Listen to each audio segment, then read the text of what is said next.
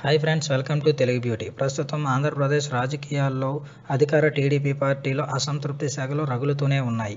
గతంలో మంత్రివర్గ విస్తరణలో అధినేత చంద్రబాబు నాయుడు అనేక మందికి మంత్రి పదవులు ఇస్తానని వారికి ఇవ్వకపోగా వారు మొత్తం టీడీపీపై అసంతృప్తిగానే ఉన్నారు. ఇప్పుడు ఆ జాబితాలో నరసరావుపేట ఎంపీ రాయపాటి సాంబశివరావు గారు కూడా చేరిపోయారు. ఎప్పటినుంచో టీటీడీ చైర్మన్ పదవి కోసం ఆయన కాసు కూర్చునే ఉన్నారు. ఆయన టీడీపీలో చేరేటప్పుడు కూడా చంద్రబాబు నాయుడు దగ్గర నుంచి మాట తీసుకున్నారు. ఇప్పుడు ఆ పదవిని ఎన్టీఆర్ కుమారుడు హరికృష్ణకు ఎరగా వేసి ఆయనను టీడీపీలో మరింత చురుగ్గా పాల్గొనేలా చేయాలని చంద్రబాబు నాయుడు ప్లాన్గా భావిస్తున్నారు. ఇక రాయపాటి సాంబశివరావు గారు నేరుగా చంద్రబాబు నాయుడుకు లేఖ రాశారు.